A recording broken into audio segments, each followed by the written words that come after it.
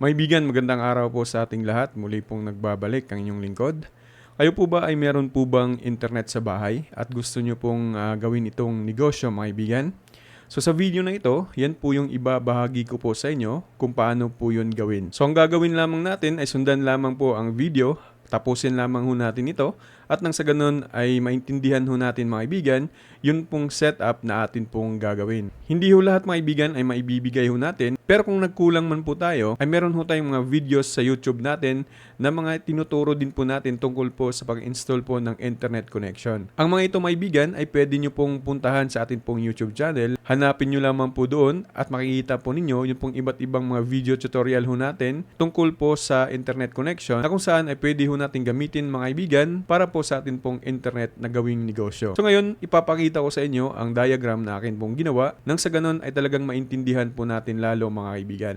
So tara, ayan, mga kaibigan, nakita ho ninyo yung diagram ho natin. Actually, napakasimple lamang pong intindihin ito pong mga makikita natin ngayon, mga kaibigan. So unang-una, ipapakilala ko lamang po sa inyo, ito pong ISP ho natin or Internet Service Provider. Yun pong source ng ating internet, mga kaibigan, ay ito po yan. Okay, so ito po halimbawa. Actually, mga kaibigan, kung pag-uusapan ho natin kung bawal po ba o hindi ang pag-share ho ng internet sa ibang bahay, ang sagot po doon, mga kaibigan, ay bawal ho talaga. Kung gamit man natin, mga kaibigan, ay PLDT or Globe, yun po ay talagang bawal din po, mga kaibigan. Lalong-lalo na din po sa Starlink ay bawal din po ang tinatawag natin na internet sharing. So kung yan ang ginagamit natin ay hindi po pwede. Maliban na lamang po kung affiliate ho tayo sa PLDT, kung ano man pong mga pwedeng ISP na gagamitin, ay walang problema po yun, mga kaibigan. Kasi nga po, affiliate nga po tayo sa kanila. Pero kung hindi, ay problema ho talaga. Pero din, mga kaibigan, hindi po din maging problema kung tayo po ay meron pong sariling internet. Halimbawa po, mga kaibigan, ay nakagawa ho tayo or nakaimbento ho tayo ng sarili nating internet, tapos tinawag ho nating Moonlink kasi may Starlink na po. So halimbawa lamang po, mga kaibigan, para po ay ituloy ho natin ito pong atin pong pag-explain sa illustration ho natin ngayon. Halimbawa na lamang po ay meron po kayong internet, sariling internet, mga kaibigan. So ayan, walang problema, mga kaibigan, kasi nga po sa sarili po ninyo yon, yung pong internet, kung nakaimbento nga po tayo na atin pong sariling internet. Halimbawa, mga kaibigan, meron kang internet sa bahay, okay? So, tawagin lang po natin na Moonlink. So ito yung router mo. Ayan, ISP. So yan yung source ng ating pong internet. Ito, dito po galing, mga kaibigan. Halimbawa, gusto mo siyang i-share sa iba, gusto mo siyang inegosyo, mga kaibigan, ay pwede po, mga kaibigan. Halimbawa na lamang po, meron po itong 200 Mbps, ay pwede po natin tong gamitin. Okay, so ito lamang po yung ating gagawin. Ito pong mga blue, mga kaibigan, ito po yung mga UTP cable. Yan pong mga blue na yan. Ito naman pong red, ayan po yung fiber cable. Pag sabihin natin, mga kaibigan, na naka fiber cable tayo, ibig sabihin, malayuan na po yung gamit ng atin pong susuplayan. Halimbawa, ito ay nasa 500 meters, 1 kilometer, 2 kilometers, 300 meters. Ayan, gagamit na po tayo ng fiber cable, mga kaibigan. Okay, so ito, mga kaibigan. Ito yung internet natin na meron ho tayong 200 Mbps. Yung speed ho ng atin pong internet. Okay, gusto natin siyang i-share dun sa atin pong mga kapitbahay na magiging client ho natin. So, bibili ho tayo ng Microtech. Ito, mga kaibigan, gawin ho natin itong server as PPPoE. So, bakit natin bibilhin ito, mga kaibigan? Kasi po, ito pong PPPoE server sa Hex or Microtech na na-setup, ay siya po yung magiging server, mga kaibigan, na siya ang mag-limit ng mga speed na atin pong ibabahagi doon po sa mga client ho natin. So yung trabaho lamang dito nitong Hex, mga kaibigan, or Microtech, ay siya lang po yung maglilimit. Dito po natin siya isiset para nang sa ganun ay makita nyo po sa baba, meron pong client 1 na meron lamang po siyang 5 Mbps, yung pangalawa ay 10 Mbps, pangatlo 20 hanggang 50, mga kaibigan, Mbps. So ibig sabihin, nahati ho ito ng tama o insakto ayon po sa kagustuhan ng client ninyo. So masiset nyo siya kung ilang speed yung ibibigay natin sa kanila sa pamamagitan ho ng Microtech na nakaset po siya as PPPoE. Pagbili ho ninyo nito, mga kaibigan, ay wala pong setup or config na PPPoE po yan. Pagbili nyo po nito ay kailangan po na i-config ho ito ng PPPoE configuration para magamit natin siya as limiter sa speed dun na ibibigay natin dun po sa atin pong mga client. Okay, ito namang switch, mga kaibigan, itong switch hub, bridge lamang ho ito na kung saan dito po dadaloy yung atin pong internet. Yan po, makita nyo po dyan, papunta sa MediaCon. So si MediaCon naman, siya yung magbabato dun sa kabilang lugar na kung saan nandun yung first client mo. Pagkatapos UTP cable papunta sa router. So dito muna tayo maibigan sa switch or switch hub. So yung gagamitin natin dito maibigan ay pwedeng giga or non-giga. Managed or unmanaged na switch hub ay pwede po natin gamitin ito. Since ito lang naman po ay bridge lamang po ng internet na galing po sa atin pong internet. So again, wala na po tayong isi-set up dito or i-config sa switch hub na ito. Dahil nga po, again, bridge lamang po ito. So galing ho dito maibigan sa hex ho natin sa port 2. Ilalagay lamang ho natin dito sa kahit saang port po dyan mga kaibigan. Okay, so lahat po ng port na yan, ng hex or Microtech, ay pwede ho natin gawin yan na PPPoE lahat. At pwede din naman na isa lang yung PPPoE dyan, tapos LAN na po lahat yan mga kaibigan. So ngayon mga kaibigan, halimbawa ay 3 lamang po yung client ninyo, ay wag na ho kayong gumamit pa ng hub mga kaibigan sapagkat meron pa pong 3 port dito na bakante. So ito na lamang po yung gamitin natin. So gumamit ho tayo ng switch mga kaibigan or switch hub kasi nga po meron ho tayong 6 na client. So yung butas po dito, yung port po na available dito mga kaibigan ay 4 or 3 lamang po yung atin pong magagamit dito. So sa diagram na ito or illustration na ito ay gumamit tayo ng switch kasi nga po 6 po yung susuplayan ho natin ng internet at hindi na po siya magkasya ho dito.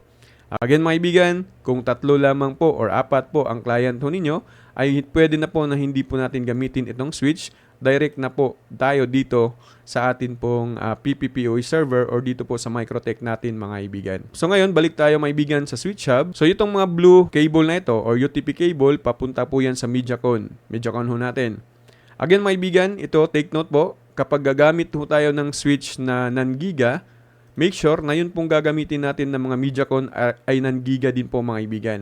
Kung gamit man po kayo ng switch hub na giga, yun pong mga MediaCon din natin mga kaibigan ay dapat giga din po yung atin pong gagamitin. So ganito lamang po ang pag-setup niyan mga kaibigan from switch hub to MediaCon A. Gamitan natin ng fiber cable papunta dun sa MediaCon B. Tapos pagdating dito kay MediaCon B mga kaibigan, lalagyan natin ng UTP cable papunta dito sa router. So itong router mga kaibigan, zoom lang natin. So itong router natin, ang trabaho naman niya mga kaibigan ay siya yung magbibigay ng internet doon sa client ho natin. Hindi po gagana, yun pong atin pong router kung wala pong pahintulot na ibibigay ni Microtech Hex mga kaibigan. So para po gagana, ito pong router ho natin dito para makapagbigay ho tayo ng specific speed ni client 1 ay dapat hihingi tayo yan ng username and password na naset po dito kay Microtech. So ito mga kaibigan, meron pong username and password na iset natin as PPPoE. Halimbawa, yung username is client1, ang password naman is 123. So dito natin siya isi-set sa atin pong router. Ito po mga kaibigan, dapat yung router ho natin ay meron po siyang PPPoE settings. Kung paano po yan gawin mga kaibigan ay meron po tayong video tutorial niyan. Hanapin nyo sa YouTube channel ho natin. So again mga kaibigan, ang router na ito ay hindi gagana kung walang pahintulot ni Microtech. So, kailangan magbigay si Microtech ng username and password dito po sa client or dito po sa router pala mga kaibigan. So, sa router settings mga kaibigan ay meron pong dapat na PPPoE settings. Diyan natin i-input yung username and password. Tapos diyan mga kaibigan ay mag-a-activate ho ito at magbibigay ho ito sa client natin ng specific speed mga kaibigan na gusto po ng ating client. Halimbawa, 5 Mbps. So, naset natin siya dito sa atin pong server ang 5 Mbps na client 1, then 1, 2, 3 ang password. So, ito yan mga kaibigan. Halimbawa, meron ho tayong client, pangalawang client. Gusto niya ng 10 Mbps. Ito mga kaibigan. So, hihingi naman tayo, gagawa tayo dito ng username and password na naset siya as 10 Mbps. So, pupunta naman tayo sa router ho natin, i-activate natin gamit ang username and password sa PPPoE settings para ang mabigay natin dun sa client to ay hindi 5 Mbps kundi 10 Mbps kasi nga po yun yung naset natin dito sa atin pong PPPoE server o sa hex ho natin mga kaibigan. Ngayon, meron tayong pangatlong client, gusto niya ay 20 Mbps. Apat na client, gusto niya ng 30 Mbps at ang pang-lima 40, pang-anim ay 50 Mbps. So yung gagawin natin ay gaya din ng ating ginawa sa client 1 and client 2. So magse-set up tayo dito sa PPPoE server natin, sa Microtech natin mga kaibigan, ng username and password para ma-activate natin ang mga router na ito. So hindi pwede maibigan na wala ho tayong router kasi nga po hindi po natin mapagbigyan ng internet yung atin pong mga client. Kasi dito po sila magko-connect wireless or LAN yung kanilang gagamitin. So yung makukuha nila ay ayon po sa speed natin pong naset sa server ho natin. At hindi po nila ito magagalaw, hindi po nila ito pwedeng gawing 40 Mbps na sila-sila lang. So dapat mayroon pong pahintulot na galing ho sa atin at hindi po nila magagawa yan kasi tayo lamang po ang nakakaalam sa password ng router o ng atin pong server mga kaibigan. Kaya't napakahalaga po talaga ng Microtech na ito o ng server na ito kasi siya yung maglilimit mga kaibigan ng speed dun sa mga client ho natin. So yung tanong na naman ngayon, pwede ba nawala po ang Microtech? Pwede po mga kaibigan. Galing po dito sa atin pong internet provider, ito pong router natin. Diretso po yan dito sa switch. Hindi na po tayo gagamit pa ng Microtech, pwede po yan. Pero yun nga lang, ang problema, hindi mo siya ma-manage ng tama. So yung kanyang lakas na ibibigay dun sa mga client ninyo ay talagang unlimited at minsan naman ay nag-aagawan sila ng speed. May mga pagkakataon na yung client 1 ay mahina ang kanyang internet, yun namang client 2 ay malakas yung kanyang internet speed, si client 5 or 6 posible din nahihina din po ang kanilang internet speed. Kasi nga po, hindi ho natin na-manage ng tama yun pong speed na galing po sa atin pong router mga kaibigan. Kaya po, para maiwasan po ang mga ganun, kailangan ho talaga nating gumamit ng Microtech Hex or Microtech na naka-PPPoE configuration mga kaibigan. Para gawin nating server po ito. Kung magtatanong po kayo kung paano po mag-config, ay meron din po tayong tutorial niyan mga kaibigan sa atin pong YouTube channel. Ay napakasimple lang naman po kung alam po ninyo.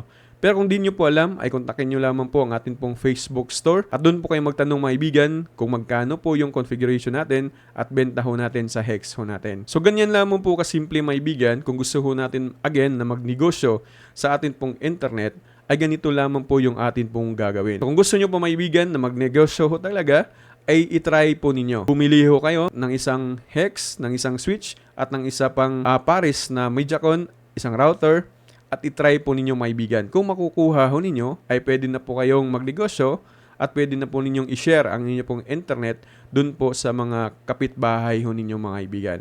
And make sure na yun pong internet na atin pong ginagamit ay sarili ho talaga natin. Kung bibili man po kayo maibigan ng mga parts na ito, ay meron ho tayong link sa baba ho ng ating video, nasa description po maibigan, or nasa comment section lamang po. Scroll down, hanapin nyo lamang po kasi mga legit store po yan maibigan na pwede nyo pong pagbilhan at hindi ho talaga kayo masascam. Again mga kaibigan, yan lamang po ang aking ibabahagi po sa inyo ngayon. Magandang araw po sa ating lahat and God bless us all.